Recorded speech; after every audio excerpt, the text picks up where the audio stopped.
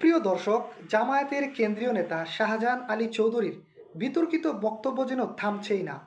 গতকালকে তিনি আবারও বিতর্কিত মন্তব্য করে রাজনীতিতে তুমুল সমালোচনার ঝড় সৃষ্টি করেছেন। ওনার সেই বিতর্কিত বক্তব্যগুলো নিয়ে বেশ বিব্রতকর পরিস্থিতিতে পড়েছে বাংলাদেশ জামায়াত ইসলামী। প্রিয় দর্শক, চলুন আমরা এক নজরে শাহজাহান আলী চৌধুরীর সেই বিতর্কিত বক্তব্যগুলো দেখে আসি, পরে আমরা বিস্তারিত আলোচনা করব।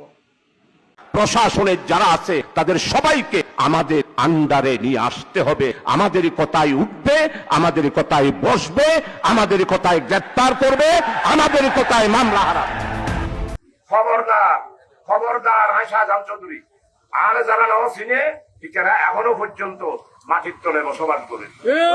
আল্লাহ আল্লাহ আছে, আল্লাহ আছে, আল্লাহ আছে, আল্লাহর মেহরবানি, আল্লাহ সূর্য দিয়ে চাইব, আল্লাহ তারা আর একটা মর্যাদা দিয়ে। প্রিয় দর্শক, জামায়াত নেতা শাহজাহান আলী চৌধুরীর বিতর্কিত বক্তব্য নিয়ে বিশ্লেষণ করার আগে আপনাদেরকে একটা কথা মনে করিয়ে দেই। সেটি হচ্ছে, আপনারা এর আগেও জেনেছিলেন যে ফজলুর রহমান বিএনপি চেয়ারপারসন বেগম খালেদা জিয়ার উপদেষ্টা ছিলেন।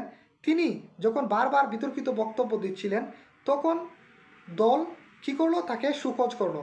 তারপরে যখন এই ফজলুর রহমান যখন তার অবস্থানই অনর রইলেন এবং সেই অবস্থান থেকে বারবার বিতর্কিত বক্তব্য চালিয়ে যাচ্ছিলেন, তখন বিএনপি কী করলো, শাস্তিস্বরূপ ওনাকে ওনার যাবতীয় দলীয় কার্যক্রম এবং ওনার পদ থেকে ওনাকে অব্যাহতি দেওয়া হয়। এখন প্রশ্ন হচ্ছে, এই জামায়াত নেতা শাহজাহান আলী চৌধুরীর যে বিতর্কিত বক্তব্যগুলা, এর কারণে জামায়াত কী কী পদক্ষেপ নিচ্ছে বা নিয়েছে। এখন যদি আমরা দেখি, তাহলে বড়জোর জামায়াত নেতা শাহজাহান আলী চৌধুরীর বিরুদ্ধে সংগঠন যে ব্যবস্থা নিয়েছে, ওনাকে সুকোচ করেছে। এখন বিতর্কিত বক্তব্য বলতে আমরা কি বুঝি?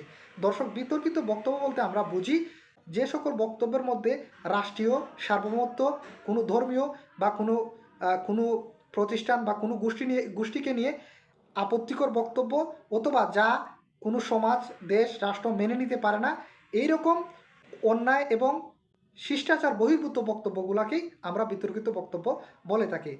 এই বিতর্কিত বক্তব্যের কারণে একটা সংগঠন ভবিষ্যতে কীরকম সমস্যার সম্মুখীন হতে পারে, দর্শক চলুন আমরা এক নজরে এই বিষয়টা জেনে নিই।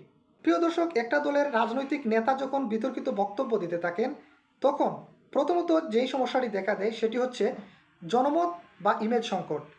দ্বিতীয়ত সেটি হচ্ছে নির্বাচন কমিশনের নজরদারি বা শাস্তিমূলক ব্যবস্থা। 3 নম্বরে যেটি হচ্ছে জোট ও সমর্থকদের মধ্যে বিভাজন তৈরি। 4র্থ নম্বরে যে বিষয়টি সেটি হচ্ছে মিডিয়া হাইপ ও ভাইরাল সমালোচনা। 5ম নম্বরে যেটি হচ্ছে আসনে ভোটের ঝুঁকি। এবং 6ষ্ঠ নম্বরে সেটি হচ্ছে আন্তর্জাতিকভাবে বিব্রতকর অবস্থান। এই যে 6টা বিষয়, তার মধ্যে সবচেয়ে শক্তিশালী যে সমস্যাটা সম্মুখীন হতে হবে দলকে, সেটি হচ্ছে জনমত বা ইমেজ সংকট। এখন জামায়াত নেতা শাহজাহান আলী চৌধুরীকে যদি জামায়াত ইসলামী যদি এই মুহূর্তে আটকাতে না পারে, তাহলে ভবিষ্যতে জামায়াতকে এই 6টি সমস্যার মধ্যে পড়তে হবে, যেটা জামায়াতের জন্য একটা হুমকি হয়ে দাঁড়াতে পারে। এখন গোপন সূত্রে জানা গেছে যে শাহজাহান আলীর বক্তব্যকে ঘিরে জামায়াতের ঊর্ধ্বতন কর্তৃপক্ষ লেভেলে বেশ আলোচনা সমালোচনা চলছে। অনেকেই ওনার অতীতের যে বক্তব্যগুলো রয়েছে এবং বর্তমানে তিনি যে বক্তব্যগুলো দিচ্ছেন, সেগুলোকে গভীরভাবে পর্যবেক্ষণ করছেন। হয়তোবা দেখা যেতে পারে খুব অচিরেই জামায়াত ইসলামী ওনাকে খুব কঠোরভাবে সুকোচ অথবা ওনার বিরুদ্ধে কোনো ধরনের ব্যবস্থা নিলেও নিতে পারে। এখন এই বিষয়টা হচ্ছে সম্পূর্ণ জামায়াতের একান্ত তাদের রাজনৈতিক ব্যাপার। অনেক ক্ষেত্রেই দেখা যায় যে রাজনৈতিক দলগুলো কী করে এইরকম কথা বলে যে এটা ওনার ব্যক্তিগত বক্তব্য, এটা দলীয় কোনো বক্তব্য নেই, এইটা অনেক রাজনৈতিক দল বলে দায় এড়াতে চায়। এখন প্রশ্ন হচ্ছে, জামায়াত ইসলাম কী ধরনের পদক্ষেপ নেয়? কারণ জামায়াতের কিন্তু এখন স্বর্ণালী একটা যুগ চলছে। এই সময় জামায়াত কিন্তু মোটামুটি ক্ষমতার দ্বারপ্রান্তেই বলা যায়। বিএনপির প্রধান বিরোধী দল হচ্ছে বর্তমানে জামায়াত। যদি জামায়াত সুকৌশলে এগিয়ে যেতে পারে, তাহলে হয়তো বা আগামী রাষ্ট্র ক্ষমতাটা তাদের হাতেই যেতে পারে। এখন এই জামায়াতের একজন কেন্দ্রীয় নেতা এবং চট্টগ্রামে উনি জামায়াত মনোনীত এমপি পদপ্রার্থী।